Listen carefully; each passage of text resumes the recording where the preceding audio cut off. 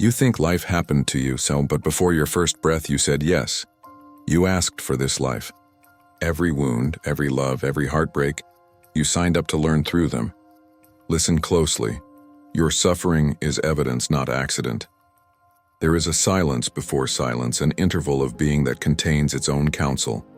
If you could stand there, beyond breath, beyond name, beyond the small clock that measures day and night, you would find not accident, but deliberation. There is a moment in that space where a nature made of light, made of memory, turns toward wearing form and says, with a clarity that carries no doubt, I will go. This is not myth. This is a poetic language for a psychological reality, that consciousness participates in its own becoming. The idea that before time, a soul consents is not consolation. It's a recognition of agency so deep that our ordinary sensibilities call it mystery. You are invited to imagine it. Not a courtroom with lawyers and judges, but a council of longing.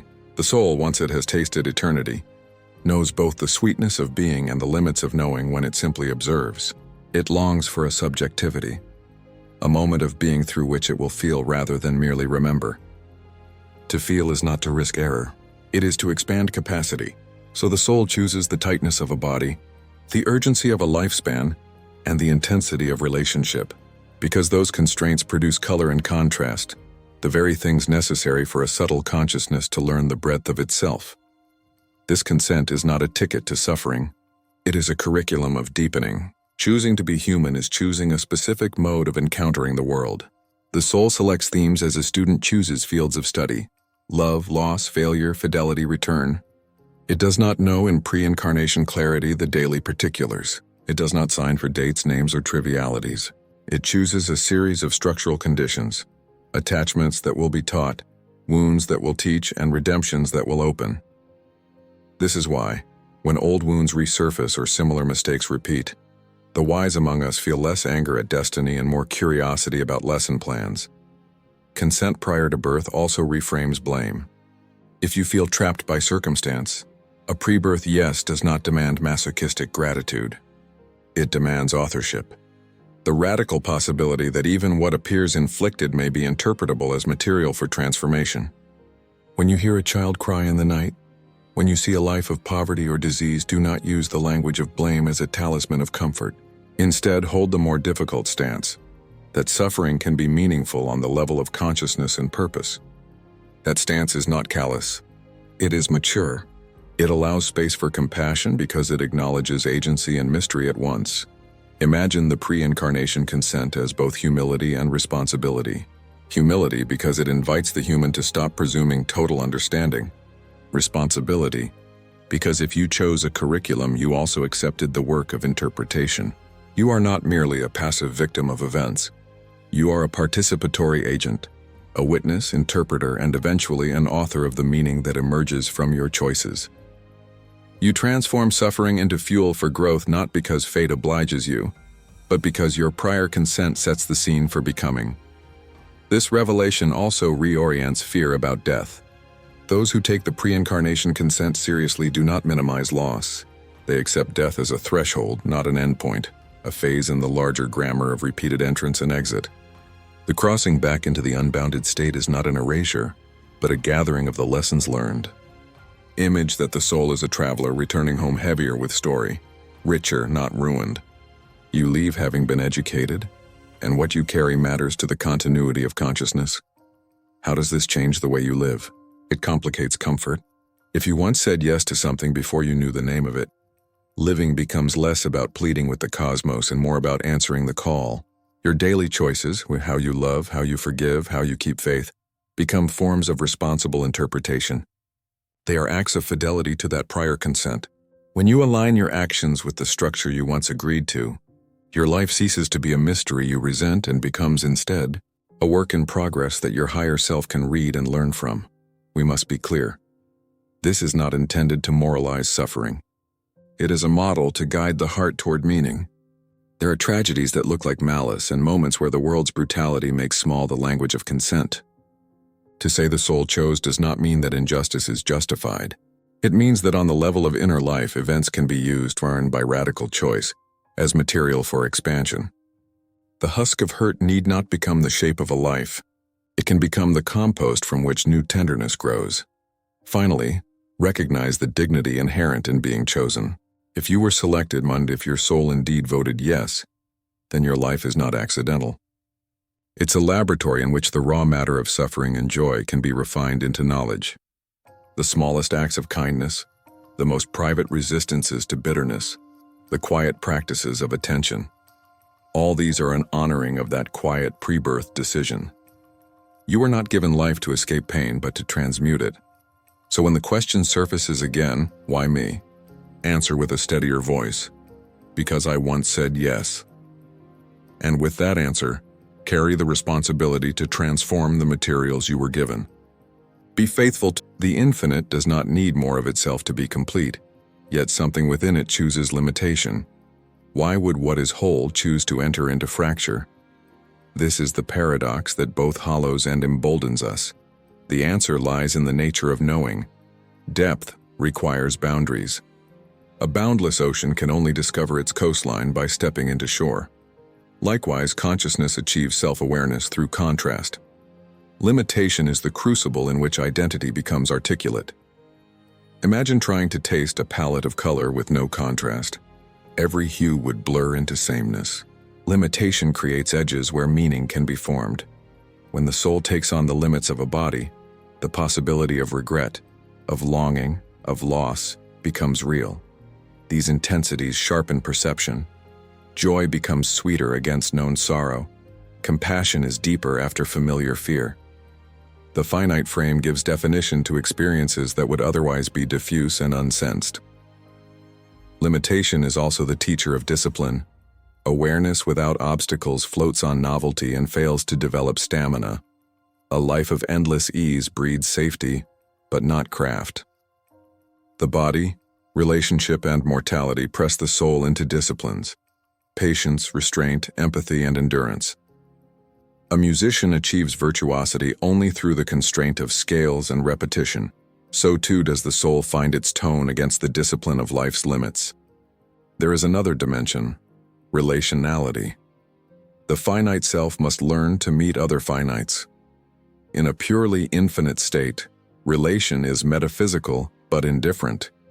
To be human is to be in relation with other humans whose own smallness challenges your own. In this interplay, the soul learns negotiation, forgiveness, and the economy of giving and receiving. These are not trivialities, they are moral muscles developed through the friction of limitation. We must not romanticize suffering as inherently harmless. Limitation includes real trauma, injustice, and cruelty.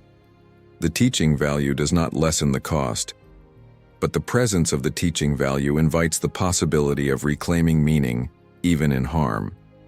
If limitation is unavoidable, how you use it becomes a measure of the depth you can achieve. You may not have chosen every specific injury, but within the grammar of chosen limitation, there is a template for transformation. Limitation also reveals beauty. Finite forms constrain possibility, but make love possible. If life were endless, urgency would vanish. The urgency to heal, to reconcile, to say truth would be diluted. Mortality focuses attention. There is a luminous clarity to a finite life, the small hours, the last conversation, because time is a lens that concentrates meaning. The limited becomes the sacred because it is not repeatable. Practical life, then, requires reconciling freedom with structure. Accepting limitation is not surrender, it is strategy. It's acknowledging the conditions of your growth and working within them with artistry. You learn to say no to endless options and yes to disciplined attention. This is how the soul matures, through selective commitment. The tension of limitation also calls for courage. It asks that you hold paradox, to be complete yet incomplete, to be beloved yet lonely, to be mortal but aspiring to the timeless. This tension is the engine of inner formation. It turns you outward, to others, inward to your own depths, and upward toward meaning beyond comfort. Finally, embracing limitation does not erase longing for the infinite. Rather, it refines that longing into a creative impulse. The ache becomes a compass. The finite becomes a studio where the soul sculpts its highest expression. When you learn to live with the paradox, you no longer resent the frame. You work within it. You perform the craft of being human, and in the making you discover that constraint was never a lack but a form, the very form that allowed the soul to become. Limitation is thus both a teacher and an ally. It asks you to take up the discipline of presence, to relate with tenderness, to commit to practice. It asks you not to escape but to play the small, difficult game of refinement. Limitation is where meaning is earned, and what is earned lasts.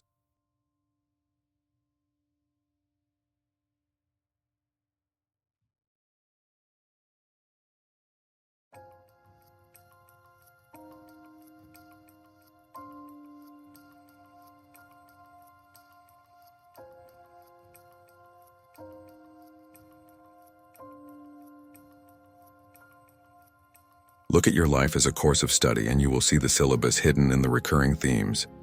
The people who return, the mistakes that replay, the wounds that keep opening, these are not mere coincidences. They are the modules you asked for. Personality patterns, attachment styles, and familial dynamics become question sets that test your capacity to integrate. In this view, the same hurts are not curses but drills, repetition intended to produce competence. If you were assembling an education, what would you choose to learn? Courage, wholeheartedness, boundaries? You might not have chosen heartbreak, but heartbreak can be the pedagogue that refines empathy. You may not have opted for betrayal, but betrayal can teach you discernment. The curriculum is not punitive. It is diagnostic. Its aim is maturation, not humiliation. The first step in working with your curriculum is noticing. This is practical, not mystical. Keep a journal that tracks themes over years. What relationships repeat? What feelings precede a collapse? Where do you habitually play small? Patterns, when named, lose some of their power. Recognition permits analysis, and analysis permits intervention. Next, ask the question of intention. What am I being asked to master here? If your habitual position is rescue, perhaps your lesson is healthy autonomy. If you repeatedly meet people who cannot keep promises, perhaps your work is inner fidelity rather than external reliance. The curriculum points to the skill to be developed. Then comes active practice. Once you identify the lesson, design small, deliberate actions that rehearse the opposite habit. If your pattern is avoidance, practice saying "I'm here" in low-stakes interactions. If your pattern is perfectionism, schedule imperfect acts of creation. Education requires exercises, and the soul's education is no exception. Another key is compassionate mapping. See that painful repeats once served survival. The pattern that now betrays you once protected you. Understanding the adaptive origin of the behavior dissolves shame and opens the possibility of change. You move from self-blame to self-inquiry. You become a principal investigator of your inner mechanics instead of a prosecuting attorney. Importantly, curricula are communal. Teachers appear as others. Mentors, antagonists, lovers, and strangers all function as instructors if you allow them to. Gratitude for these teachers is not masochistic, it is wise. You can thank the situation for its lesson without condoning cruelty. The act of gratitude is a reorientation. It turns reactive energy into learning energy. Finally, the curriculum is not fixed. The soul retains agency to revise it mid-course. Awareness allows renegotiation. You may discover that what you once thought required a lifetime of study can be accelerated by conscious work. Therapy, spiritual practice, honest friendship, and these are accelerants. They help you translate lessons into competencies. Remember, you are not condemned to repeat your history eternally, but you are likely to repeat it until you learn its hidden technique.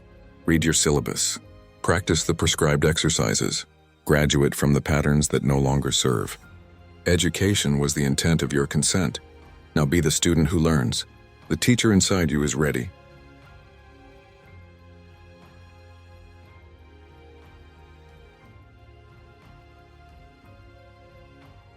There is a severe tenderness to suffering. Pain is not only an alarm, it is an instrument of memory. In the quiet after a wound, a kind of lucidity can arrive.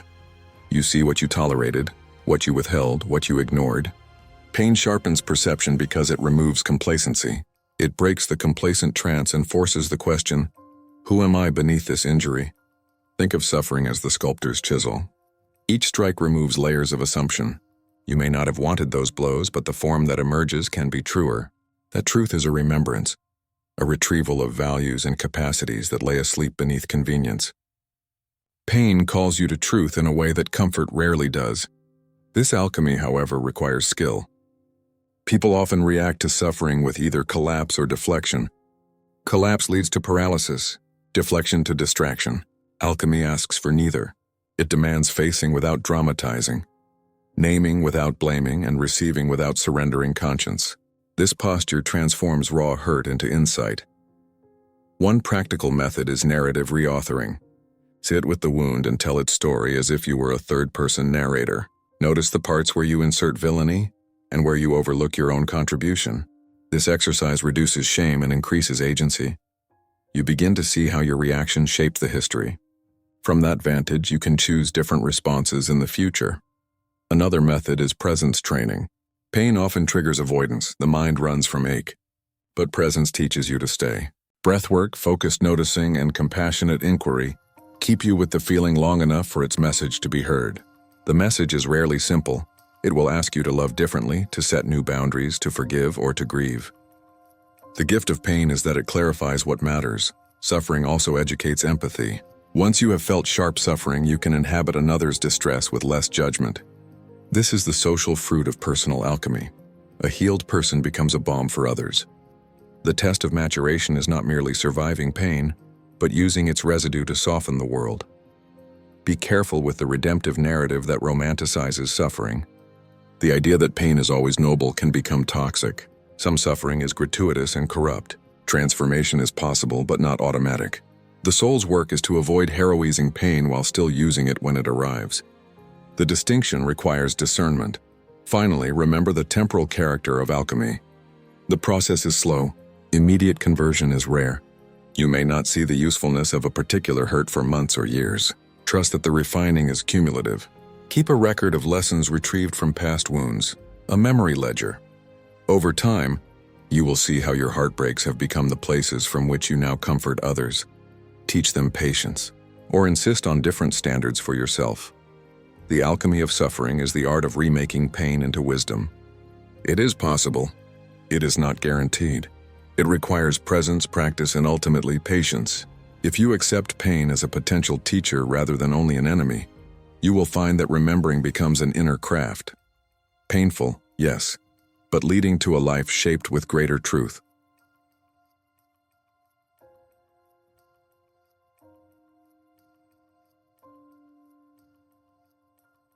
Consent granted before embodiment implies a continuing covenant, and the way you honor it is through active acceptance. Acceptance is not resignation. It is an engaged posture, a deliberate embodied willingness to meet circumstance and shape response. Active acceptance is the daily re-signing of that original yes, an act of courage disguised as calm. This art begins with noticing what you resist.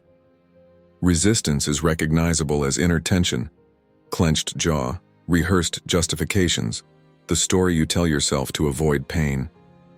Notice it, name it. Resistance drains energy and narrows vision. Acceptance returns that energy to creative use. Acceptance practices are concrete. Begin each morning with an intention grounded in your curriculum. Today, I will practice presence in the places I usually withdraw. When triggers arise, breathe, and choose one small, compassionate response. The scale of the action matters less than its fidelity. Micro-decisions accumulate into moral architecture. Another discipline is boundary stewardship. Acceptance is not tolerance of abuse. Rather, it is clarity about what you will receive and what you will refuse. The contract you once made does not obligate you to accept cruelty. It obliges you to learn from difficulty while safeguarding dignity. Boundaries keep your soul capable of study rather than scandal. Active acceptance also involves skillful surrender. There are elements of life you cannot direct. Death, other people's choices, pure chance. Surrender is the wisdom to distinguish between what you can change and what you cannot. Surrender is not passivity. It is the redirection of effort into fruitful channels. Surrender economizes your will. Forgiveness is a high art within acceptance. It does not erase injustice. It releases the hostage of bitterness. Forgiveness is self-liberation dressed as mercy. When you forgive, you refuse to be defined by the wound. You reclaim your time and attention for creativity and care. Finally, acceptance blooms into participation. Once you accept, you do not become quiet, you become intentional. You align your actions with your values. You choose practices that foster coherence, rituals of silence, study, compassionate work, and honest speech. These are not pious decorations. They are technical skills for living the covenant. Active acceptance is the daily technology of sacred consent. When lived consistently, it transforms the curriculum from syllabus into mastery. The life you chose before birth becomes by practice. A life you now choose moment by moment. Return and service. Why saying yes matters now. The last movement of this narrative is not a private triumph, but a public offering. Returning by choice means you have learned enough to serve. Service is not merely charity. It is the translation of interior wisdom into outward care.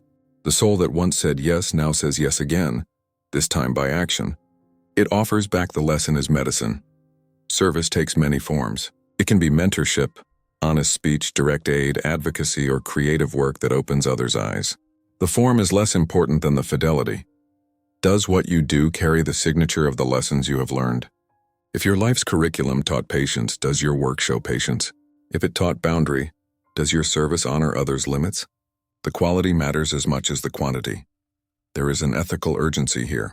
The problems you once faced are not erased by your healing. They continue to exist in others. Your duty then is to translate your competence into structures that hold and help. This may mean teaching, organizing, writing, parenting, or simply modeling a way of being. The world is a classroom, and you have become an instructor. Return by choice also includes the courage to speak of origin, not as dogma, but as testimony. Share the narrative of consent and transformation modestly. Do not proselytize. People respond to lived integrity more than doctrine. When your life matches your words, your testimony becomes an invitation rather than an argument. Finally, living in service is itself a continuation of the pre-birth agreement. You chose a path that would require you eventually to be a conduit. To withhold the gifts of insight is ungrateful to the very contract you made. The offer of your suffering redeemed by service completes the circle. You learn, you integrate, and you return the knowledge. If you act in this way, you create cultural ripples. The teacher you were once given becomes a teacher for others. The blueprint of meaning gets passed on. Your yes multiplies, so remember, your pre-incarnation consent matters now not just as explanation but as imperative.